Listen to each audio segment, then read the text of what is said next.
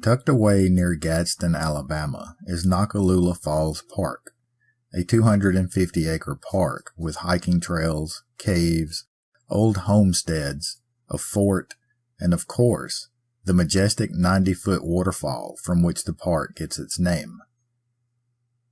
There is some interesting history connected to the falls. One article I found points out that in the late 1800s, a bar and dance hall was operated in a cave behind the waterfall, only to be lost when they eventually tried to expand the area of the cave with dynamite, which resulted in a cave-in. What we're going to look at today, though, is the name itself. According to local lore, the name Noccalula comes from a Cherokee woman of the same name. Noccalula Falls gets its name from the woman's own story, the legend she left behind, and as many say, her spirit that still resides in the area.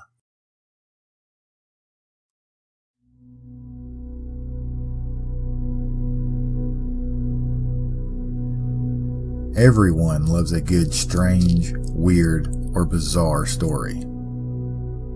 Well, welcome to the American South, where dark legends and haunted history lurk around every corner. Where superstition, folklore, and a touch of backwoods magic blend with everyday culture. Some say, in order to survive. This is Dixie After Dark.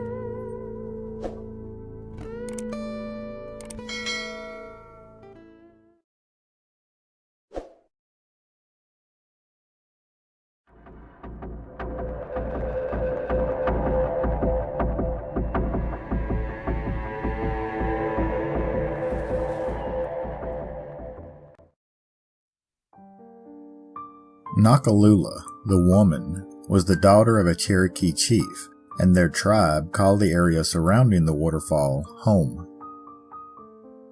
There was a rival tribe nearby, and Noccalula's father's main focus was to bring peace between them.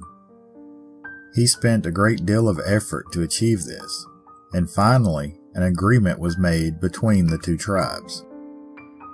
And as a way to unite the two tribes into one, the chief offered his own daughter, Noccalula, as the bride to the leader of the rival clan, an agreement the other chief and his tribe accepted. It was a proposed union that was seen as good to all those involved, all except for Noccalula herself. You see, Noccalula was already in love with a warrior from her own tribe. She tried to change her father's mind, but in the eyes of her father, it was a no-go. The marriage to the neighboring tribe would benefit all of their people, not to mention he himself. Noccalula was steadfast in her own love, though, and things escalated to the point that her father kicked out the young brave from the tribe, banishing him to the wilds outside of their lands. At this, Noccalula felt heartbroken, and all of her resolve now crashed into pieces. Plans continued with the uniting of the two tribes, and a day was set for the wedding ceremony. A great feast was set near the top of the falls, a display of their tribe's grandeur, and the neighboring tribe all attended. Noccalula was attended to by female relatives and dressed in the finest ceremonial garb they could produce. Noccalula never resisted, but was visibly and emotionally detached from the event. Those attending her tried to convince her how their people would benefit from this union, and how honorable of a man her father had chosen for her.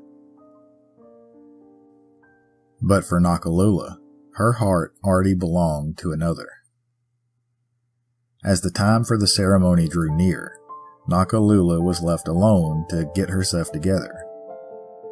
But in that time, she slipped away from the village and made her way to the top of the falls, and by the time she was noticed there, it was too late. As members of her own tribe rushed to stop her, Noccalula jumped from the top of the falls, never uttering a sound, giving up her life to the roaring water, rocks, and mist below. The union between the two tribes never happened, and Noccalula's father realized the error of his ways. He decreed that the site would always be known for his daughter, and in fact, it was.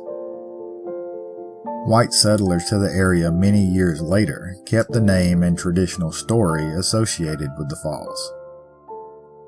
Along with the tradition were tales of the spirit of Noccalula still being there, mourning for her true love that she never got to experience. Tales were passed down on how, on moonlit nights, the spirit of Noccalula can be witnessed in the mist at the foot of the waterfall. Regardless of any written documentation of the event, the story and oral history was gripping enough that it cemented itself into the legend of the area. Few in the region questioned the legend, save for a few historians that put little to no weight in the oral histories of the people that once inhabited our land. The legend continued through the centuries, and on September 21st, 1969, a 9-foot-tall statue was put in place depicting Noccalula herself taking her fateful leap. The statue was the idea of the Gadsden's Women's Club and financed through them and fundraisers from local school students, thus keeping the story alive. Today, Noccalula Falls remains a memorial to the heartbroken woman that took her own life there. The majority of the land was purchased and preserved by former mayor of Gadsden, R.A. Mitchell, in 1909, then later being sold to the city by Mitchell's daughter, Sadie Mitchell Elmore, in 1946. The azalea gardens and hiking trails still attract visitors today. A pioneer village has been added near the overlook of the falls along with a footbridge, but it is the waterfall itself that brings in the most attention. And for anyone that may not know the legend of the falls, there stands the visual of Noccalula herself, cast in bronze, to spread her legend to new visitors and to remind locals lest they forget.